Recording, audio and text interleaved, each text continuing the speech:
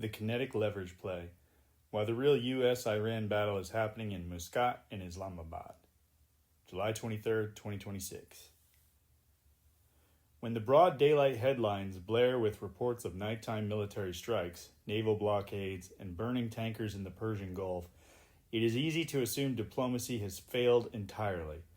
But behind the explosive rhetoric and the smoke rising over coastal radar stations, a far more calculating game is underway. The military escalation between Washington and Tehran is not meant to replace diplomacy. It is being used as live, calibrated leverage for back-channel negotiations. Even amidst the heavy kinetic ops, President Donald Trump made this dynamic explicit.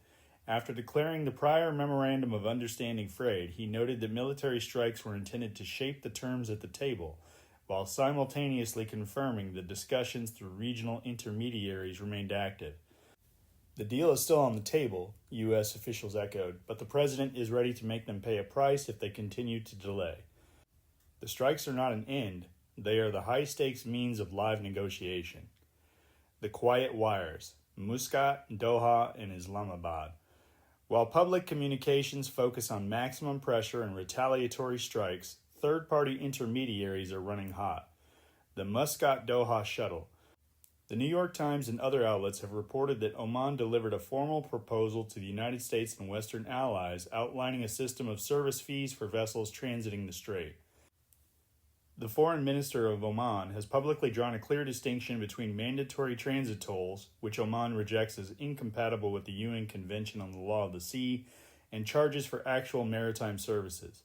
The service fee concept is intended as a potential face-saving bridge between Iranian claims and the principles of freedom of navigation, but no final formula has been agreed and the issue remains a live point of friction. The Islamabad deconfliction channel. The military-to-military back channel established during earlier talks in Pakistan remains functional. It acts as a structural shock absorber, allowing both sides to execute targeted strikes for domestic and strategic posturing, without accidentally triggering an irreversible all-out war. The Saudi-Iran security line. Quiet bilateral assurances between Riyadh and Tehran ensure that even as U.S. strikes target coastal installations, non-signatory Gulf infrastructure remains off-limits, protecting regional energy grids from total destruction. Neither side is fighting for unconditional surrender. Tehran cannot survive total war. Washington has no appetite for another multi-trillion-dollar ground entanglement. Both administrations are using kinetic force to squeeze the maximum possible concessions out of the final text before the ink dries on a renewed memorandum. The thunder behind the truce. Becoming $55 oil reality. The true story isn't just how the deal gets made, it is what happens to global energy markets after it is signed. Underneath the temporary geopolitical risk premium sits an indisputable structural reality. The global oil glut never disappeared. It was simply trapped behind the Strait of Hormuz drama. With roughly 14 to 15 million barrels per day of normal transit disrupted or forced into shut-in wells, and hundreds of millions of barrels idling on floating tankers across the Persian Gulf, the market has been artificially starved.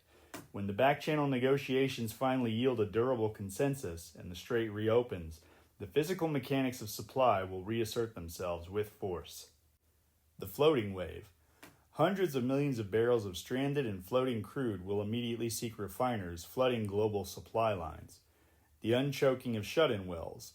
Major producers in Saudi Arabia, Iraq, Kuwait, and the UAE will rapidly turn the taps back on to reclaim lost market share.